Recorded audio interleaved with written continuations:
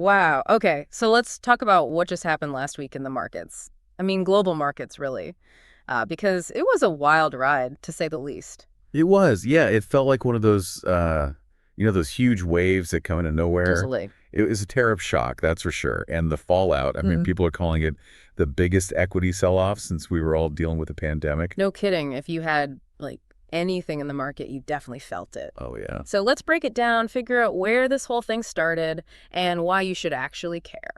You know, what's really mind-blowing is just how fast everything happened and how connected it all is. These U.S. tariffs, they didn't just appear in isolation, right? Right. It's like they instantly triggered this chain reaction with other countries, like major trading partners hitting back right away. Right, a chain reaction. Yeah, like dominoes falling Yeah. one after another, and we're still feeling the tremors. So we've got an expert with us today who has this, like, panoramic view of global markets, right, to help us make sense of it all. That's right. We'll get to the heart of what happened this past week, why the markets went haywire, and try to understand what this all means, without getting bogged down in the jargon. Exactly. So to kick things off, it seems like this all began with, I don't know, what some are calling a U.S. tariff blitz. Is that fair to say? Yeah, I think blitz is a good word for it. Right. The U.S. market definitely reacted, that's for sure. We saw huge drops across, well, pretty much all the main indexes, right? Yeah. The S&P 500, for example, plunged by, 9.3%. The Nasdaq, which is all about tech, that one took an even bigger hit, dropped by 10%. And the Dow Jones, that wasn't far behind. It fell by 7.9%. Yeah. But what was really interesting, I think, was the Russell 2000, that index that follows those smaller companies. That officially entered what we call a bear market, meaning it's down more than 20% from its high point, which, by the way, was just last week. It was down 10% just last week, and a full 30% from its peak. And actually, the recap I was looking at, it said this was the worst week for the S&P 500 since, like, March 2020. Remember those crazy days? Oh, yeah. So with a sell-off like that, it really shows, like, some deep worries in the U.S. market. So what did the Fed have to say about all of this? Did they, like, try to calm things down, offer any reassurance? Well, Fed Chair Powell, he was pretty cautious in his statements. He admitted that things could get rough, that we might be looking at, as he put it, higher inflation and slower growth. And he even linked that directly to these tariffs, right? Right. But here's the thing. He emphasized how uncertain everything is right now, like what the actual impact will be. And he didn't, hint at any immediate plans to cut rates or anything. So they're just watching and waiting. Yeah, sounds like it. Even though the market's tanking, that's got to make some investors nervous. So beyond just how the markets are reacting, what about the actual economic data coming out of the U.S.? Was there any good news in there? It's kind of a mixed bag, honestly, which, probably makes the Fed's job even harder. Oh, yeah. On one hand, you've got the manufacturing PMI, and for anyone listening who doesn't follow this stuff closely, that's the Purchasing Managers Index. It's basically a way to track how active the manufacturing sector is, and that dipped into contraction territory. Not good. No, not good. And on top of that, there were reports about prices going up for materials and stuff, and they directly tied that to the tariffs kicking in. Yeah. The Services PMI, which tracks, well, the services sector, Yeah. that also took a dive. Although, to be fair, it's still like barely in expansion territory. But then kind of a surprise, we got these really strong non-farm payroll numbers. Oh, really? Yeah, 228,000 new jobs. Yeah.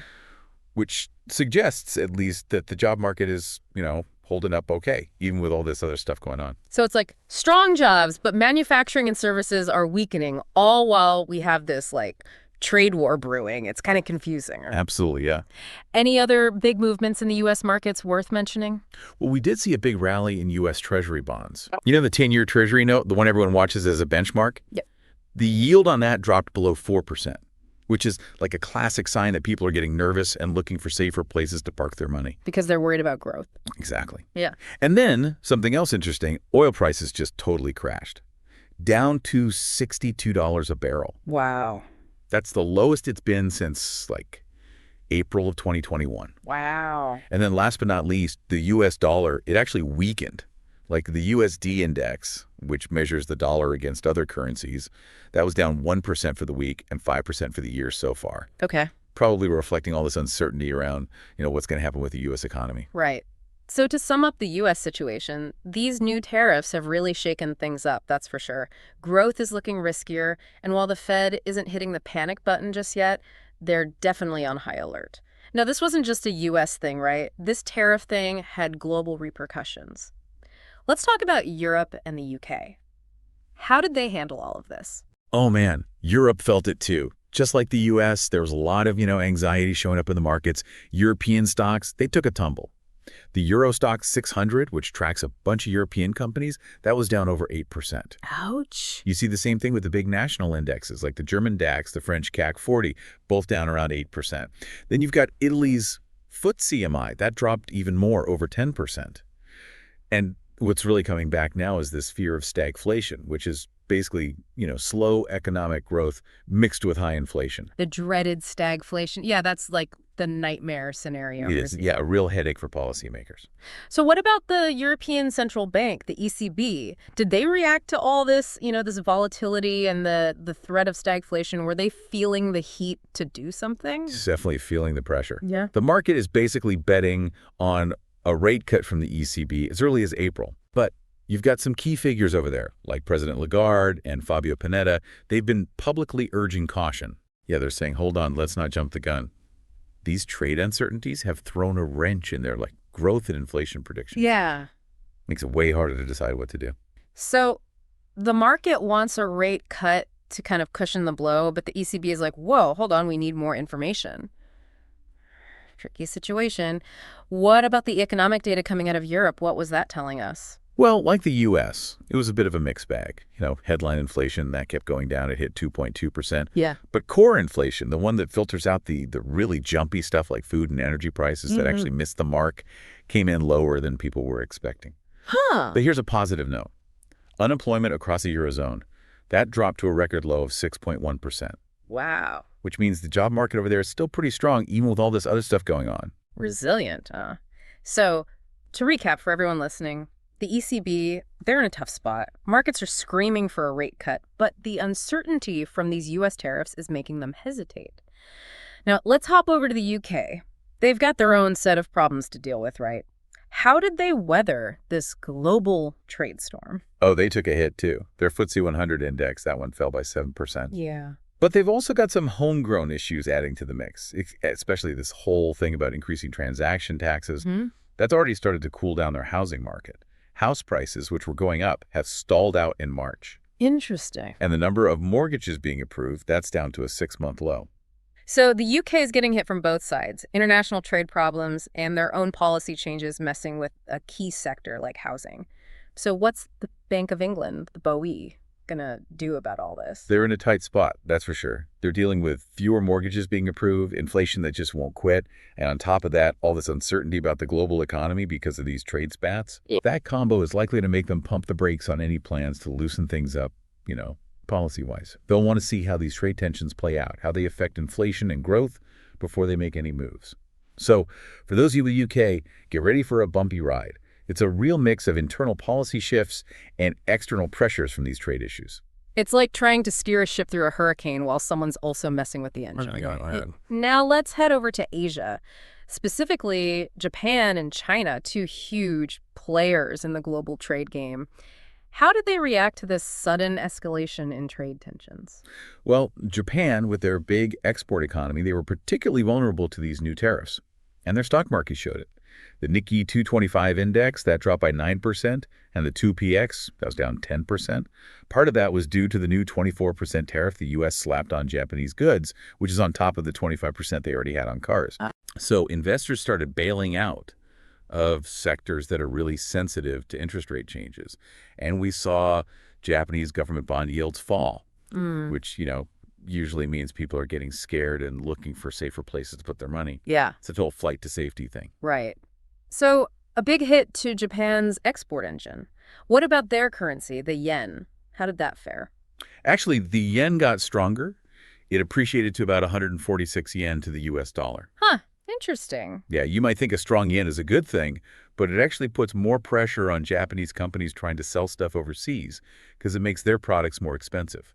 Plus, it raises concerns about deflation, which is something the Bank of Japan has been fighting tooth and nail to avoid. So it's a double-edged sword for them. They've been trying to move away from deflation for ages. Yeah. How did the Bank of Japan respond to all this fresh global uncertainty? Well, the Bank of Japan's governor, Kazuo Ueda, he hinted that all this mess with trade could lead to them postponing interest rate hikes. They were planning to raise rates, but now they're like, maybe not. Makes sense. It shows how these international trade wars can really throw a wrench in the plans of central banks, even those that were on a totally different path. Right. So for those of you following Japan, their export-dependent economy is right in the crosshairs of these tariffs, making it even harder for them to get back to a normal monetary policy. Now, what about China?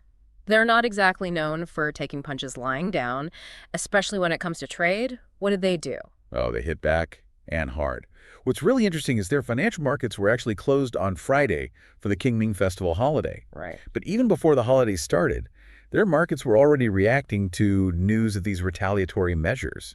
And they were aggressive, way more than people were expecting. Really? Yeah, Beijing announced a whopping 34% tariff on everything coming in from the U.S. Whoa. starting April 10th.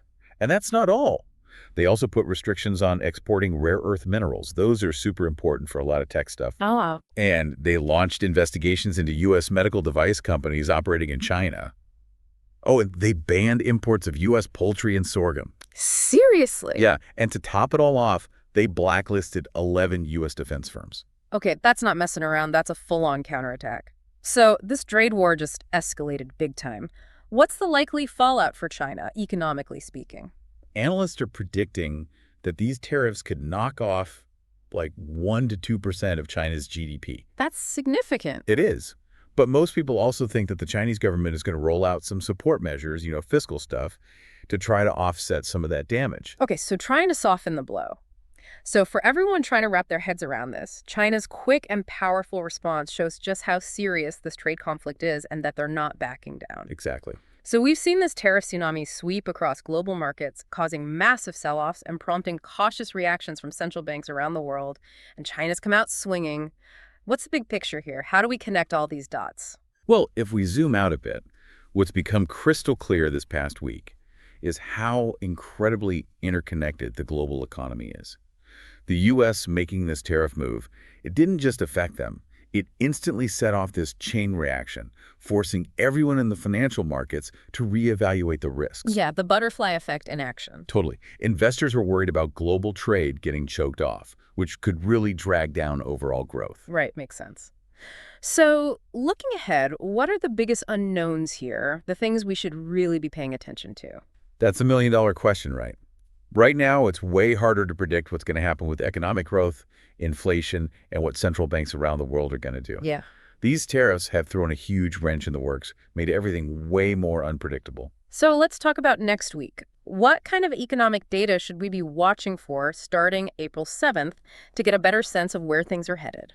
There's a lot coming out, so buckle up. We'll get Eurozone retail sales figures, which will give us a peek into how much European consumers are spending. In the U.S., we'll get data on wholesale inventories, which can tell us something about how confident businesses are and what they think demand is going to be like. Right.